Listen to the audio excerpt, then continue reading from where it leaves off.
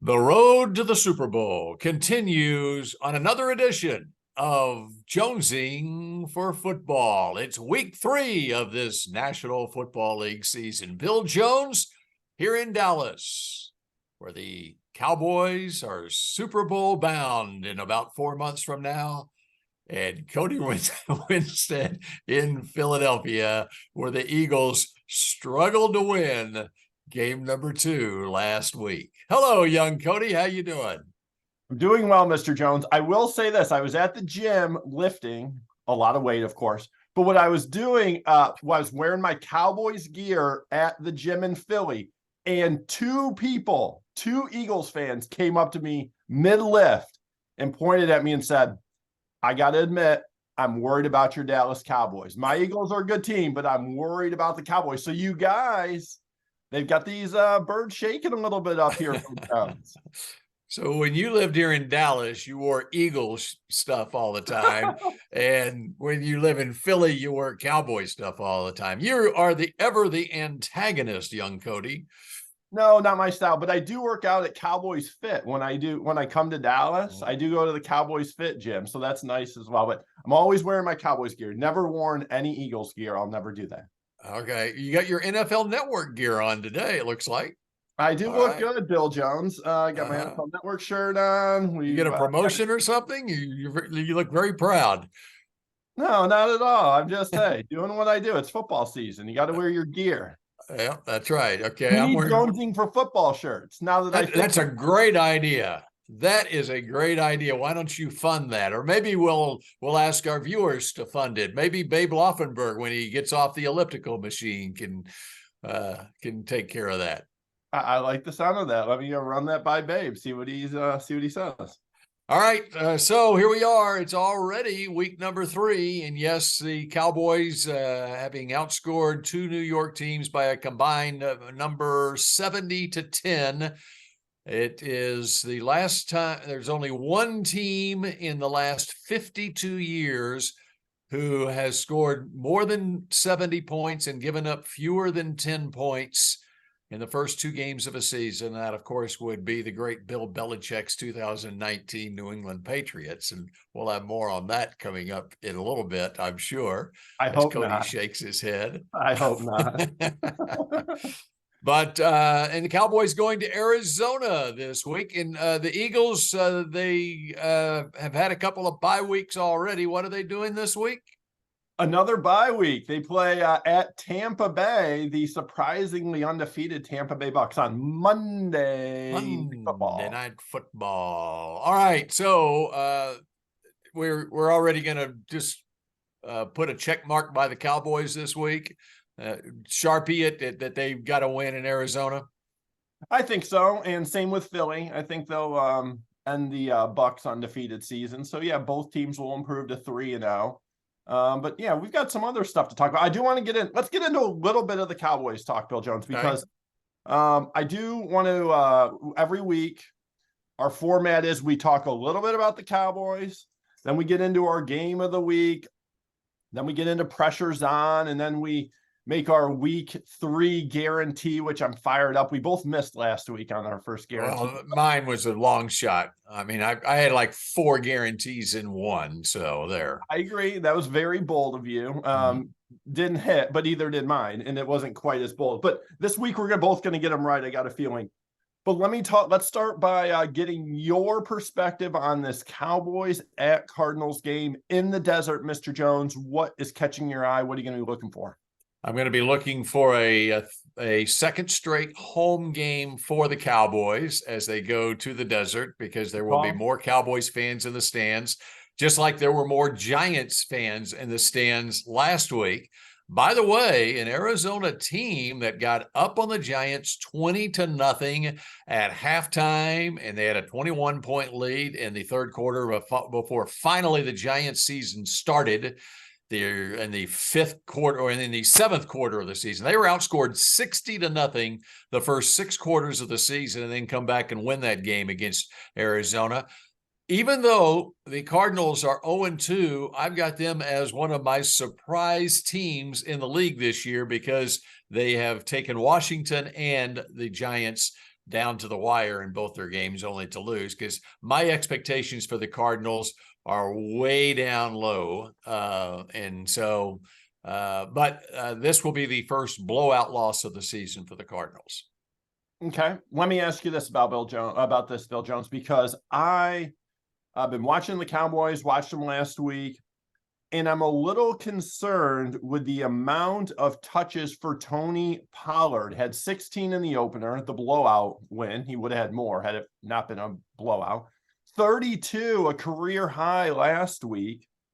He's tied with Christian McCaffrey for the most touches in the league. So is his usage too high, Bill Jones? Are they giving Tony Pollard too many touches? Okay. So we spent the last 4 years wanting to give Tony Pollard more touches. And now we're 2 games into him being the featured back. And how come you're giving Tony Pollard so many touches? I think that's actually a valid question, Mr. Jones. There is a sweet spot between 150 touches, which is around what he was getting, and on pace to have 350. I just think it's funny that, and I'm not saying you, young Cody, but Cowboys fans who are clamoring for more touches for Tony Pollard, and wait a second, don't give him that many touches. And I agree that. You want to make sure that he is healthy for the entire season, but it's still young. I think having not had any preseason games, they wanted to make an effort to here early on, get Tony to the point where he can play an entire game and get over 20 carries in a game. But is that a good idea? Is that a good idea? I think it's a good idea at this point. Yeah, I'm good with it. But as we go forward, they're going to have to depend on Rico Dowdle and Deuce Vaughn and whatever else they have at running back. That's what they have right now. The thing that gets lost in that Jets game is the fact that even though they were in command of the game, they were kicking field goals. They played it conservatively offensively. And as you recall, early in the game, in the second quarter of the game, Dak was trying to throw a ball away on the sideline, and Sauce Gardner almost picked it off for a pick six, which was actually about a 15-point swing in that game. Because had it been a pick six, the Jets would have had the lead. They had just scored on a 68-yard pass to Garrett Wilson. And had he gotten this pick six, had he not dropped it, it would have been a 14-10 Jets lead. And Cowboys wound up scoring 8 points on that possession. And so it's a 15-point swing in the game. So as we got into the third and fourth quarter of that game, they weren't scoring touchdowns. They were kicking field goals. And it was only a 2-possession game until the fourth quarter. And the last thing that Mike McCarthy wanted was some sort of turnover and an easy touchdown for the Jets. And so I think that's why he played it conservatively with his offensive strategy at that point. It showed the difference between him and Kellen Moore calling plays, I thought, because he understands that the only way the Jets can get back in this game is an easy pick six or a scoop and score. And along those lines, he trusts Tony Pollard to carry the football. And then finally it got at the last, 5 minutes, 6 minutes of the game, they had a 3-score lead and it was safe at that point. But I think that's kind of one of the reasons why Tony Pollard got so many touches. I don't think he's going to be getting regularly 32 touches in a game. So I don't think that's cause for alarm there. Well, that's not my question. I think the question is Tony Pollard a 26, 27, 28 touch guy? And let me give you some research, Bill Jones. I went and looked. Like I said, he's tied with Christian McCaffrey for the most touches in the entire league. Probably not a good thing if you ask me. 6 guys in the NFL have 40-plus touches through 2 games.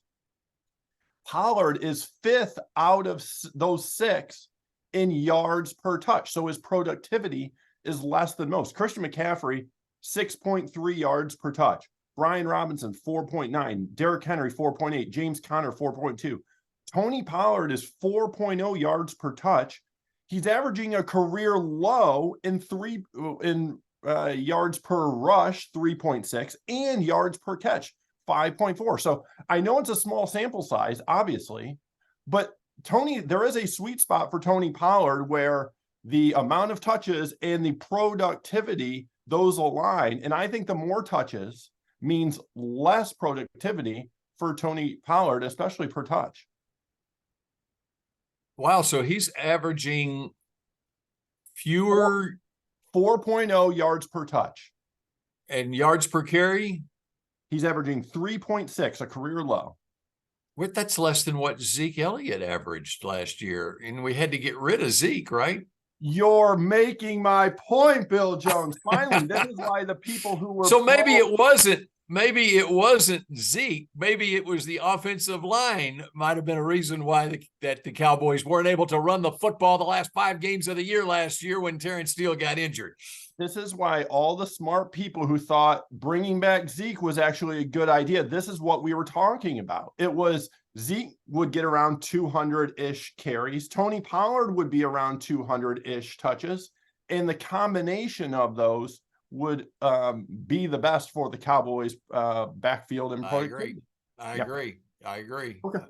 Yeah. No, I that is a concern that I have that the Cowboys are going into this season thinking they have Christian McCaffrey at running back and Tony Pollard. And I brought it up last year. If you look at the numbers, as far as his per touch average in his career, it's very comparable to Christian McCaffrey leading into this year. And so I was afraid, and we saw what happened with McCaffrey in Carolina. He got hurt. And he wound up in San Francisco. He's healthy again now, but how long before McCaffrey gets hurt? Because you get running backs getting hurt all across the league, as they always do. Exactly. All right, Bill Jones, let's dive into our must-watch game of the week. I want to start with you because I'm going a little off the radar. So I left you a handful of games. You can go a lot of directions here. Which game are you making sure you're DVRing this week? Okay, so which games then? You said I could go a lot of directions. Which games are you thinking that I should go?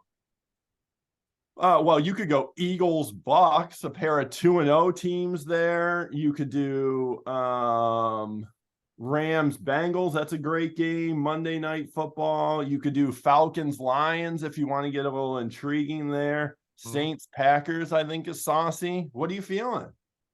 Well, you said it right off the top there. Eagles, Bucks. Eagles, Bucks. It's a battle of unbeatens, a battle by the Bay. And it's 2 former Oklahoma Sooners at quarterback. I'm rolling my eyes. Cody rolls his eyes. Oh my gosh. Can perhaps Baker Mayfield 2-0 as the Tampa Bay quarterback. Jalen Hurts 2-0 this year as the Philadelphia Eagles quarterback. Will Baker Mayfield, young Cody, the Ohio State Buckeye, will he plant his flag in Tampa as a 3-0 unbeaten team? Stop. No. The answer is no. We got to tell the backstory on that. Yeah, there is a backstory. He's a Buckeye, and of course, Baker Mayfield planted his flag in Columbus, Ohio once upon a time. I don't want to talk about it, Bill Jones. I still don't enjoy that video of that move there. Yeah, it's going to be a great game. Bucks and Eagles. It's a Monday night game. It's the early of the 2 Monday night games this week. The 6:15 Central Time start. I'm rooting hard for the Eagles. I rarely do that, but I am rooting hard because Baker Mayfield's the quarterback of the other team, right? That might have something to do with that. How about what Todd Bowles is doing with this Bucs defense? Well, first off, let me say this. Baker Mayfield the other day discovered what Johnny Manziel discovered at Texas A&M. Just throw it up high to Mike Evans and you'll be okay. You might even win a Heisman Trophy. Now, Baker won a Heisman Trophy, of course, throwing it up high to C.D. Lamb, and Hollywood Brown. No, I like this game. I think Philadelphia is going to win the game, but it's intriguing to me just because it's Philly against Tampa. And I am interested to see Todd Bowles' defense against Jalen Hurts and the Eagles offense, which has not hit its stride this year, right? That is correct. Still scored over 30 against the Vikings, but just not looking quite the same, especially in the past game. That's really what it's come down to, because they ran over the Vikings on Thursday Night Football.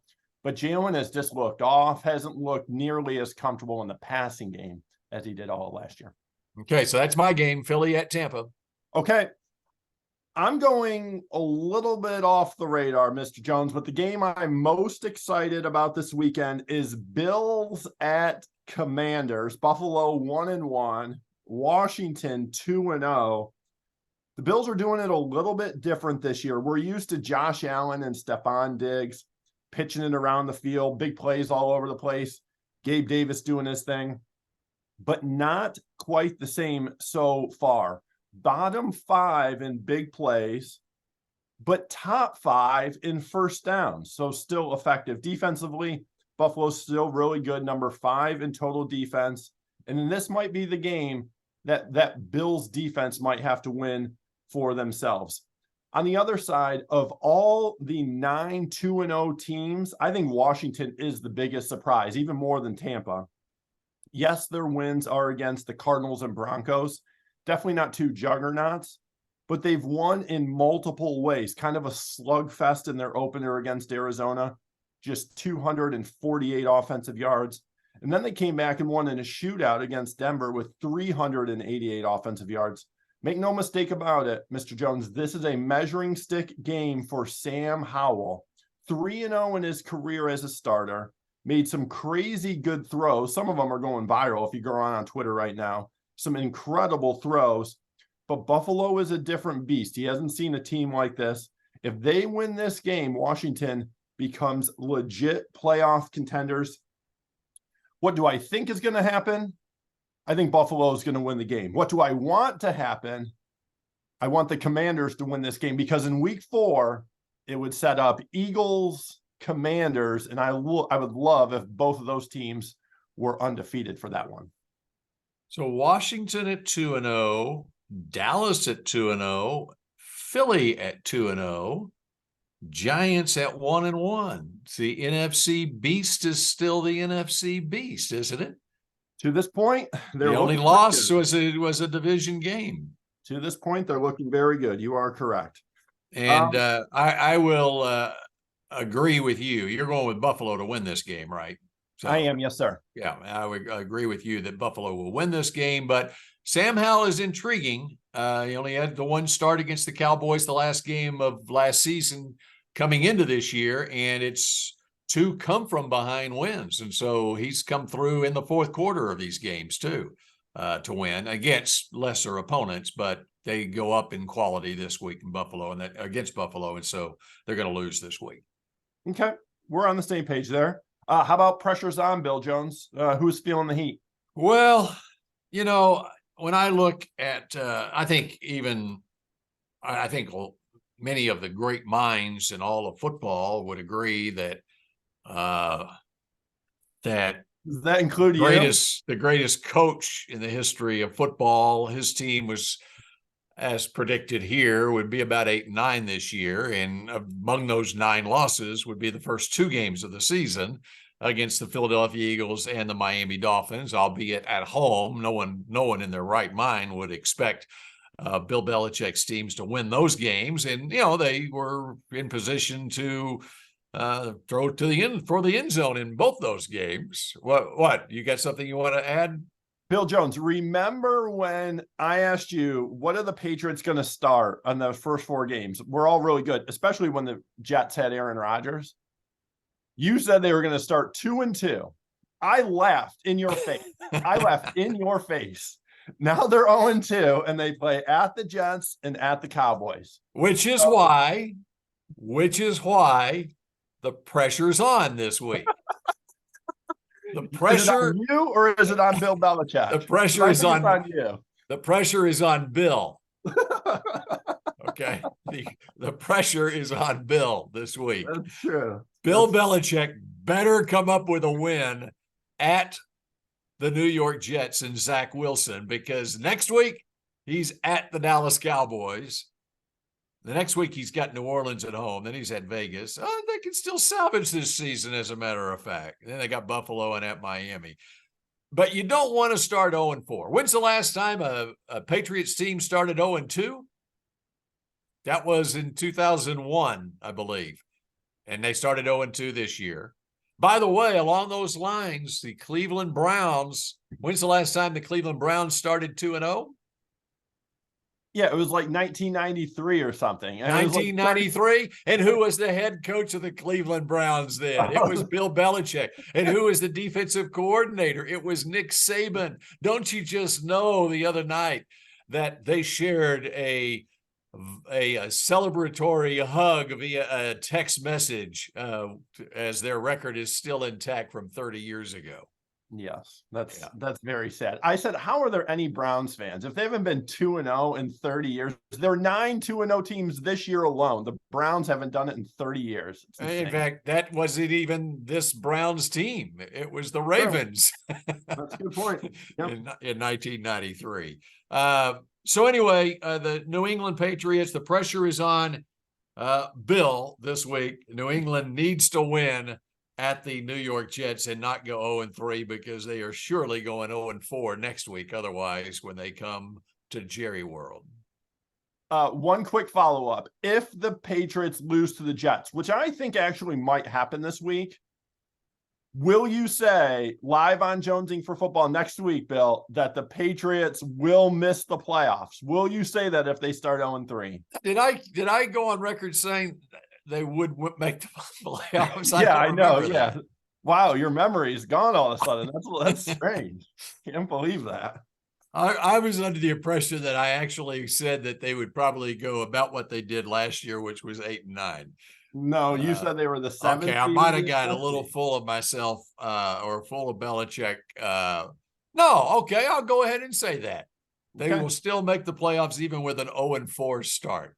Oh my, why are you doubling down? Why are you tripling down? Just jump off the bandwagon, bro. Everyone else already has done it. All right, Bill Jones. My pressure is on every single player and coach in the Chargers at Vikings game. Both teams 0-2 after making the playoffs last year. You and I picked LA to return to the postseason.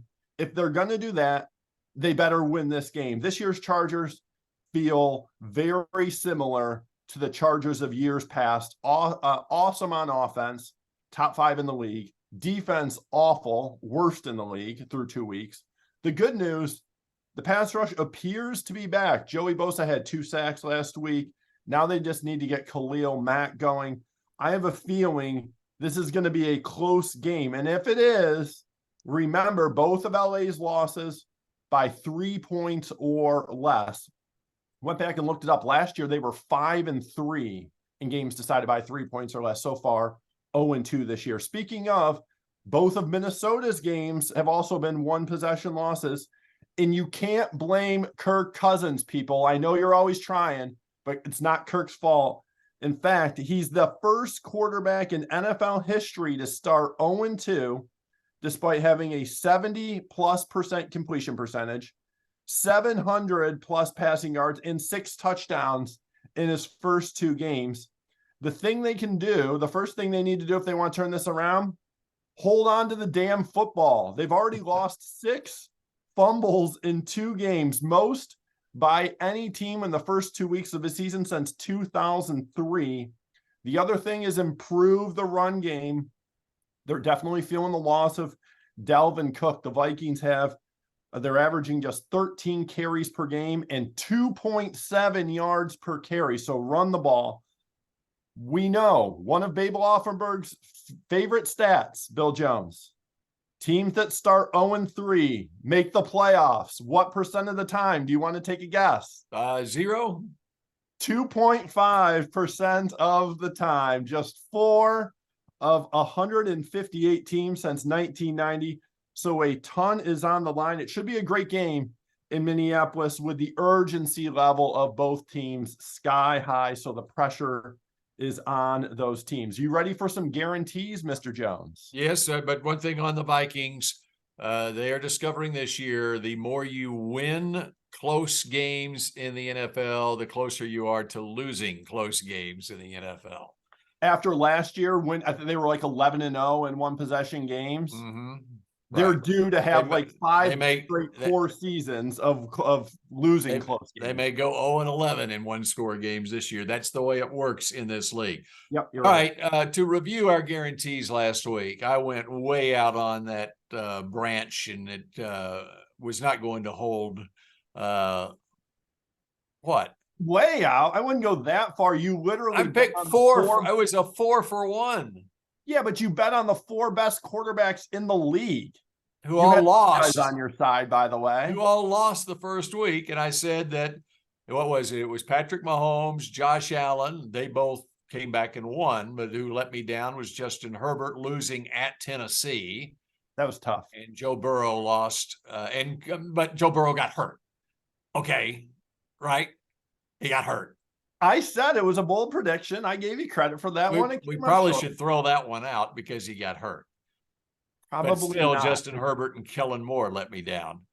That one back to Mike McCarthy. He's coaches to win football games, not score as many points as he can. But that's another matter. All right, so I'm not going to do a 4 for 1. Okay. I am going to go on the Joe Burrow bandwagon, even though he's hobbled. Your MVP, right? How's that looking? How's that looking for you? I think this is the 4th time in the last 5 years the Bengals have started 0-2. So I'm not worried yet. Including last year when they lost game 2 to Cooper Rush and the Cowboys, and they salvaged their season. So that's the second Monday night game. Cincinnati hosts the Rams, one of the surprise teams in the league. Played a 1-score game against San Francisco last week after going on the road and winning at Seattle. But I am going with a guarantee. The guarantee is the Cincinnati Bengals will beat the Rams. You didn't know where I was going there, right? I didn't know. That's a bold guarantee the Bengals win. Yeah, because they've got a hobbled quarterback and they're 0-2 playing against a team that's won a game. They just made the Final Four last year. Yeah, but they're 0-2 this year. Okay. I mean, whatever. I'll give it to you, but I just that's like the opposite end of the spectrum from last week's bold claim. That's right. I gotta get back on track. A team that's probably, what's the spread in that game? That's probably like a pick 'em game. They're probably favored. Yeah, exactly. Okay. The Bengals are favored by 2, Bill Jones. You think that's a bold prediction? So you're going to throw out my prediction? Okay, you come up with one, and then I will judge whether that one's good enough. And then in the meantime, I'll see if I come up with a better one. This is how you make a bold prediction, Bill Jones. You and I both liked C.J. Stroud coming out. I'm on record saying I would have taken him number 1 overall in the draft. I am not. I'm aware. But 2 weeks into the season, he's starting to look really comfortable for those Houston Texans. 63.7% completion percentage, 313 pass yards per game, 2 touchdowns, 0 interceptions, all while being sacked a league high 11 times. I saw a post online that kind of indicates how impressive his numbers are. He has more passing yards than Mahomes and Josh Allen, a higher completion percentage than Joe Burrow and Trevor Lawrence, more completions than Tua and Justin Herbert, and a higher passer rating than Matthew Stafford. So my prediction is C.J. Stroud will outplay Trevor Lawrence, and the Texans will win in Jacksonville. Oh, my goodness. Boom, Bill Jones. That's how you make a bold prediction, and this one's going to happen. And that's how you fall to 0-2 on your bold predictions. It's called bold predictions, Bill Jones. Trevor, man, he's got some throws he'd like to have back, don't you think, from that Kansas City game? Like in the back of the end zone? Yes. I'm giving you the line here. The Jags are 9.5-point favorites. I'm taking the Texans to win the game outright and CJ to say, hey, maybe this isn't Trevor Lawrence's division going forward. Wow, that is a bold prediction. Thank you. I'm debating my bold guarantee here. Okay. All right. Okay, let me give you one. Let me give you an Okay. idea. I'll say it's a bold prediction. If you take the Bengals, I'll give you the Bengals since you seem to want that. And if you say the Patriots will win. So you got to win both of those games. You got to win the Bengals and the Patriots. I'll give that one to you. Okay, yeah. In fact, that's the game I should have picked all along. New England at the Jets. What's the line on that game? New England's favored. So I'm giving you two favored teams. New England minus 2.5. Well, that's why I immediately dismissed it because I thought it was a given that the Patriots would win that game. So yeah, sure, of course. Okay, so this is the boldest of predictions you could possibly have. Not one, but 2 0-2 teams winning this week: Cincinnati and New England. Wow. Okay. I mean, that is like the least bold I'll give you all year, but I'll give it to you considering it was my own idea. All right. Yeah. I like it. All right. Very good. That was very enjoyable. And let's see. The Cowboys play the Cardinals, and then they get Bill Belichick and the Patriots next week. We're still lining up for that 4-0 versus 4-0 showdown in week 5. When the Cowboys head to San Francisco to take on the 49ers. We're all looking forward to that. We're counting down the days to that, aren't we? We are. And mostly because we want to see if the Cowboys are how they play against a really good team. I want to see the Cowboys really be tested before we kind of all jump on board that Cowboys bandwagon. I thought the Giants were a really good team. They made the playoffs last year.